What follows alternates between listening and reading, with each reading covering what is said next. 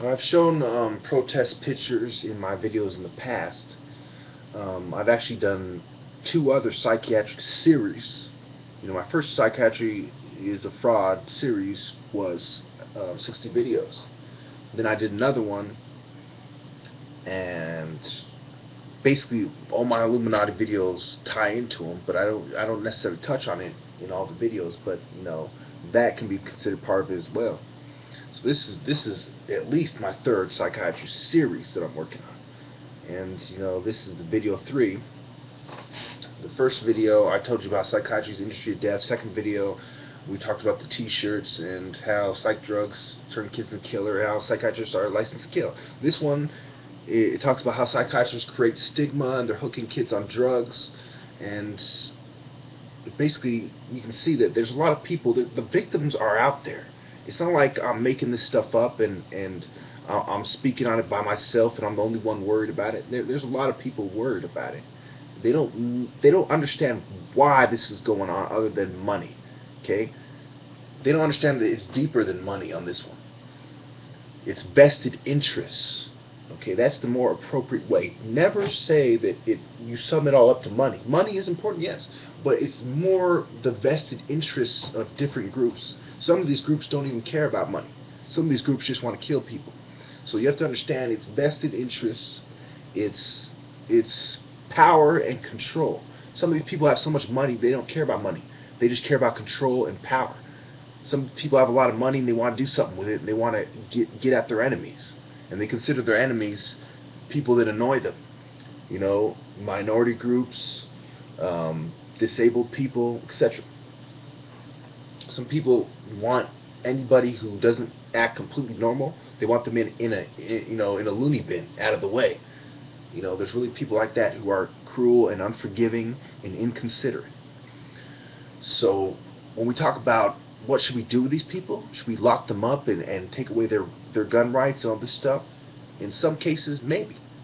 But this system is made on purpose to have loopholes that allow the government and the authorities and the big corporations and the vested interests and the secret societies to abuse this system. If you look at the people who are protesting, very few of these people, if any of them, are rich people. Pretty much none of them are rich people. None of them are in secret societies. Because if they were, they would know better. If they were, they wouldn't be the victims. It's really the top 0.0000001%. Colluding with the 1% to maintain their control. And anyone else who has vested interests in keeping the elite in power, be it political ideas, be it racist ideas, be it personal preference, or be it their business interest. So psychiatrists create this stigma, just like there was a stigma on black people. In a way, this is just another stigma on black people, because black people are diagnosed at higher rates than other races. And of course, when cops make it personal with somebody,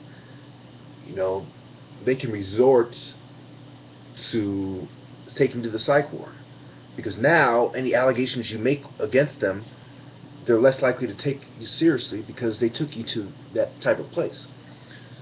So you truly understand what the stigma does to people. It does within their own family. It does within their community. It's like, oh, he's just sick. Person can be telling you the flat out truth, and they say, oh, there's just something wrong with him. He just hasn't taken his medicine. I can't really begin to explain to you how many times I've seen growing up myself and other people where I see people play off what they have to say, which is very serious, very straight to the point, very true, very correct, and they play it off like, oh, he's just sick, because you've been stigmatized and now you're not taken serious. And it's not really fair. You have problems that you perhaps could work out, but instead of working them out, you're praying for pie in the sky, pretty much, by going to a psychiatrist for a pill that does not work, because their system that created that pill through the idea that this mental disorder exists, the DSM conferences, the American Psychiatric Association, the pharmaceutical consultants, the pharmaceutical companies, the process they all go through with the FDA, the laws and regulations and standards that are set upon them. When everything is said and done, the rich guy wins and the little guy loses. And in this case, it's deadly and unacceptable. Thank you.